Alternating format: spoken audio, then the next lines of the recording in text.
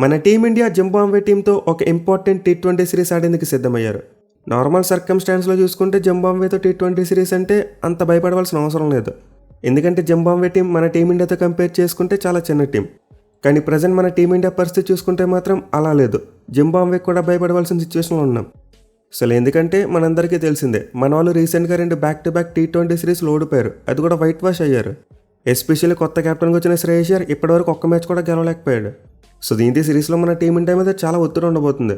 ఎలాగైనా సరే మన వాళ్ళు ఈ సిరీస్ని గెలిచి ఖచ్చితంగా కంబ్యాక్ చేయాలి. పర్టికులర్గా సిరీస్ కోసం చూసుకుంటే మన కోచింగ్ స్టాఫ్ మొత్తాన్ని మార్చేశారు. అంటే మనకి నార్మల్గా ఉండే head coach, batting coach, bowling coach వీళ్ళందరికీ రెస్ట్ ఇచ్చారు. ఈ సిరీస్ కోసం సెపరేట్గా ఒక కోచింగ్ స్టాఫ్ని తయారు చేశారు. ఇన్ఫాక్ట్ ఒక్క సిరీస్కి మాత్రమే కాదు, ఈ కోచింగ్ స్టాఫ్ సెప్టెంబర్లో జరిపే ఏషియన్ గేమ్స్ కూడా ఉంటారు. సో మన వల్ల అయితే ఈ సిరీస్ను గౌతమ్ గంభీర్ కోచింగ్ ఆడబోవట్లేదు. వివిఎస్ లక్ష్మణ్ ఈ సిరీస్కు కోచ్గా ఉండబోతున్నారు. And also batting coach, bowling coach కూడా కొత్త వాళ్ళే. దీంతో ఈ సిరీస్లో మన వాళ్ళ ప్లానింగ్, టీమ్ కాంబినేషన్, అలాగే ప్లేయర్స్ యొక్క అప్రోచ్ ఇవన్నీ ఎలా ఉంటాయనేది చాలా ఇంట్రెస్టింగ్ ఉండబోతుంది. పర్టికులర్గా మన వాళ్ళు ఈ సిరీస్ కోసం ఒక యంగ్ బౌలింగ్ యూనిట్తో వెళ్ళబోతున్నారు. అసలు ఎవరికి కూడా ఎక్స్పీరియన్స్ లేదు. సో ఖచ్చితంగా ఈ సిరీస్ అయితే మన టీమిండియాకు చాలా టఫ్గా ఉండబోతుంది. జింబాబ్వే వాళ్ళు కూడా చాలా మంచి ఫామ్లో ఉన్న టీమే. వాళ్ళైతే రీసెంట్గా టీ20 వరల్డ్ కప్లో మంచిగా పెర్ఫామ్ చేయడం చూసాం. అండ్ ఆల్సో బంగ్లాదేశ్ మీద టీ20 సిరీస్ ఓడిపోయినప్పటికీ వాళ్ళైతే మంచిగా పెర్ఫామ్ చేశారు. సో దీంతో అయితే రెండు జట్ల మధ్య ఒక ఇంట్రెస్టింగ్ సిరీస్ చూసేందుకు అవకాశం అయితే ఉంది. ఇక ఈ సిరీస్లో ఫస్ట్ మ్యాచ్ అయితే ఈరోజు ఆర్ఆర్ఏ స్పోర్ట్స్ క్లబ్ వేదికగా ఆడబోతున్నారు. అండ్ ఈ మ్యాచ్ యొక్క డీటెయిల్స్ విషయానికి వస్తే ఈవినింగ్ 4:30 PM స్టార్ట్ అయిపోద్ది. అయితే లైవ్ స్ట్రీమింగ్ విషయానికి వస్తే మాత్రం మనకు నార్మల్గా ఉండేవి లేవు. అంటే ఈ సిరీస్ హాట్స్టార్లో కానీ సోనీలో కానీ రాదు. మనమైతే ఈ సిరీస్ను ఫ్యాన్ కోడ్ యాప్లో మాత్రమే చూడగలం. సో మనమైతే ఈ సిరీస్ని లైవ్లో చూడాలంటే ఖచ్చితంగా సబ్స్క్రిప్షన్ తీసుకోవాలి. ఈ ఒక్క సిరీస్కి అయితే 89 రూపీస్ అంట. లేదు 1 month సబ్స్క్రిప్షన్ తీసుకుంటామంటే 99 రూపీస్. ఆర్ఎల్స్ ఒక్క మ్యాచ్కి సెపరేట్గా పాస్ తీసుకుంటామంటే 35 రూపీస్. బట్ ఈ సిరీస్లో 3 మ్యాచ్లు ఉన్నాయి కాబట్టి ప్రతి మ్యాచ్కి పాస్ తీసుకునే దానికంటే సిరీస్ యొక్క సబ్స్క్రిప్షన్ తీసుకోండి. అదర్వైజ్ మంత్లీకి తీసుకున్నా పర్లేదు. సో మీ కన్వీనియన్స్ పెట్టి మీకు ఏది వీలైతే తీసుకోండి. లేదు మాకు ఫ్రీగా చూసేందుకు ఆప్షన్స్ ఉన్నాయనుకుంటే అవి కింద కామెంట్ కూడా చేయండి, మిగతా వాళ్ళు కూడా తెలుసుకుంటారు. ఎనీవే ఈ ఫస్ట్ మ్యాచ్తో పాటు మొత్తం సిరీస్కి ఒకటే వెన్యూ, ఆర్ఆర్ఏ స్పోర్ట్స్ క్లబ్. అని ఇక్కడ పిచ్ చూసుకుంటే చాలా వరకు బౌలింగ్ ఫ్రెండ్లీ అని చెప్పుకోవచ్చు. మరి ముఖ్యంగా పేస్ బౌలర్స్కి బాగా అనుకూలిస్తుంది.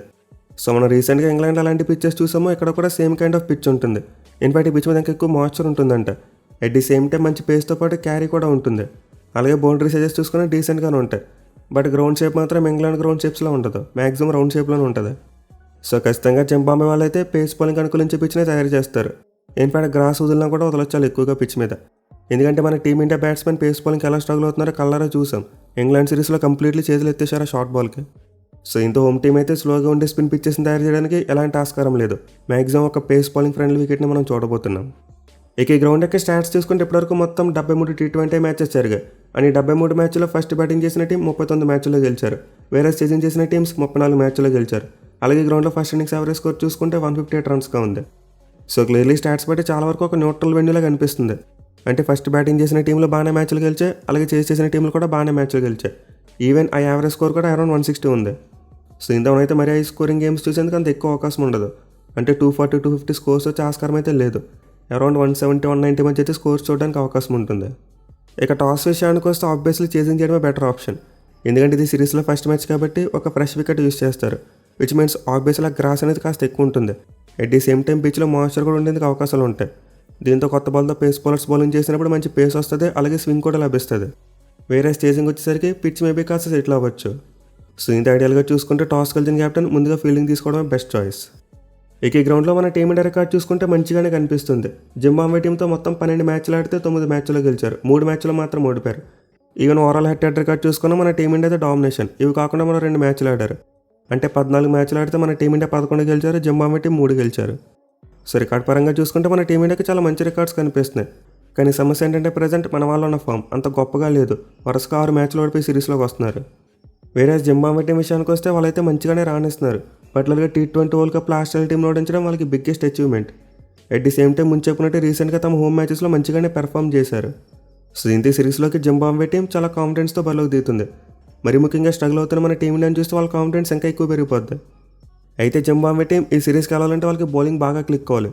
ఎస్పెషల్ వాళ్ళ దగ్గర టాల్ ఫాస్ట్ బౌలర్ బ్లెస్సింగ్ ముజర్బానే ఉన్నాడు. తనైతే ఈ సిరీస్లో చాలా ఇంపార్టెంట్. అలాగే రిచర్డ్ డింగవర్, ఇతను కూడా చాలా మంచి ఎక్స్పీరియన్స్ ఉన్న బౌలర్. సో ఇద్దరు కూడా ఎక్కువగా డెక్కని ఇచ్చేసే బౌలర్, అంటే హార్డ్ లైన్స్లో ఎక్కువ బౌలింగ్ చేస్తారు. అట్ ది సేమ్ టైం ఆ షార్ట్ బాల్స్ వేసినప్పుడు ఎక్స్ట్రా బౌన్స్ రాబట్టగలరు తమ హైట్ తోటే. సో ఇంత జింబాబ్వే బౌలర్స్ మంచిగా ప్లాన్ చేసుకుని వస్తే ఖచ్చితంగా మన టీం ఇండియాని ట్రబుల్ చేయొచ్చు. మెయిల్ వాళ్ళకి ఇనీషియల్గా ముజర్బానీ యొక్క బౌలింగ్ ఈ సిరీస్ యొక్క ఫేట్ని డిసైడ్ చేయొచ్చు. ఇక బౌలింగ్లో వెళ్తే పాటు ఆబ్వియస్లీ ఇంకా ఎక్స్పీరియన్స్ ఉన్న ప్లేయర్స్ ఉన్నారు. లైక్ వాళ్ళ captain Sikandar Raza and also Wellington Masakadza, అతను కూడా ఆడితే తనకు కూడా ఎక్స్పీరియన్స్ ఉంది.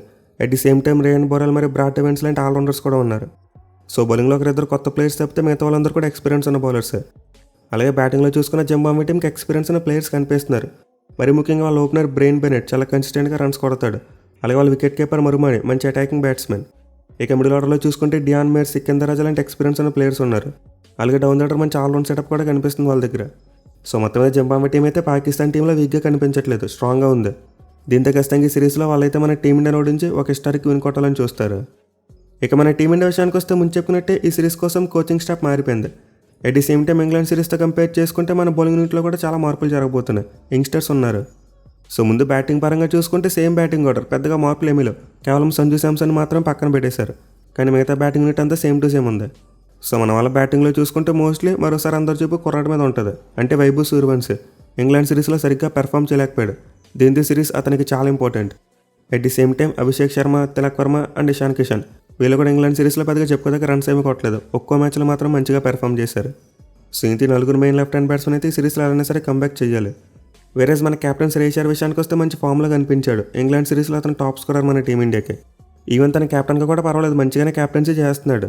పర్టికులర్గా టాస్ విషయంలో అతనికి ప్రతి మ్యాచ్లో కూడా లక్ కలిసి వస్తుంది. కానీ సమస్య ఏంటంటే మన బలం అనుకున్న బ్యాటింగ్ చాలా ఫెయిల్ అయిపోయింది కదా రెండు సిరీస్లో కూడా. ఇన్ఫాక్ట్ ఈ ఫెయిల్యూర్కి కారణం తిలక్ వర్మ ప్రెస్ కాన్ఫరెన్స్లో ఒప్పుకున్నాడు. మేమైతే చాలా కాలం పాటు ఇండియన్ పిచ్చెస్ మీద మ్యాచెస్ ఆడాం, అందుకే ఓవర్సీస్ కండిషన్స్కి అడ్జస్ట్ కాలేకపోయాం, ఫెయిల్ అయ్యామని చెప్పాడు. సో నిజానికి మన టీమిండియాకి ఎప్పుడు బలం బ్యాటింగే. మనం చాలా వరకు మ్యాచ్లు బ్యాటింగ్ బలంతోనే గెలుస్తూ వచ్చాం. ఈవెన్ T20 వరల్డ్ కప్లో కూడా మనం బ్యాటింగ్ బలంతోనే వరల్డ్ కప్ కొట్టాం. దీంతో ఎప్పుడైతే గత రెండు సిరీస్లో బ్యాటింగ్ ఫెయిల్ అయిందో మన వాళ్ళు మ్యాచ్లో ఓడిపోయారు, వైట్ వాష్ అయిపోయారు. సో ఈ సిరీస్లో మన టీమిండియా కంబ్యాక్ ఇచ్చి సిరీస్ గెలవాలంటే ఖచ్చితంగా మన బ్యాట్స్మెన్ కంబ్యాక్ చేయాలి. బౌలింగ్ విషయంలో నాకైతే మన టీమిండియా మీద ఎప్పుడు కూడా పెద్దగా హోప్స్ లేవు. పర్టికులర్గా ఈ సిరీస్లో చూసుకుంటే అస్సలు హోప్స్ లేవు. చాలా పూర్ బౌలింగ్ అటాక్ని పిక్ చేశారు. మయాంక్ యాదవ్, అశోక్ శర్మ, యశ్ ఠాకూర్ ఈ పేస్ బౌలర్స్ అయితే ఐపీఎల్ అంత మంచిగా పెర్ఫామ్ చేయలేదు, అయినా కానీ సెలెక్ట్ చేశారు. అట్ ది సేమ్ టైం స్పిన్నర్స్గా చూసుకుని రషదీప్ మరి రవి బిష్ణోయిని పిక్ చేశారు. సో ఇలా చాలా వరకు అందరూ కూడా ఇన్ఎక్స్పీరియన్స్ ఉన్న బౌలర్సే. ఆ ప్రిన్స్ యాదవ్ మీద కాస్త కూస్తే నమ్మకం ఉంది నాకు. అట్ ది సేమ్ టైం మనకి బ్యాటింగ్లో చూసుకుంటే టూ మెనీ లెఫ్ట్ హ్యాండర్స్ ఉన్నారు. ఈ సిరీస్ కోసం రింకు సింగ్ని పిక్ చేశారు, బట్ అతను ఆడిస్తారో లేదో చెప్పలేం. ఎందుకంటే ఒకసారి మన టీం చూసుకుంటే టాప్ 8 వరకు అందరూ కూడా లెఫ్ట్ హ్యాండ్ బ్యాట్స్మెన్ కనిపిస్తున్నారు, ఎక్సెప్ట్ అవర్ కెప్టెన్. దీంతో మన వాళ్ళు రింకు సింగ్ ఆడించకుండా సూర్యాన్ సెజ్జల్ అంటే ఒక రైట్ హ్యాండ్ బ్యాట్స్మెన్ ఆడించేందుకు అవకాశం ఉంటుంది.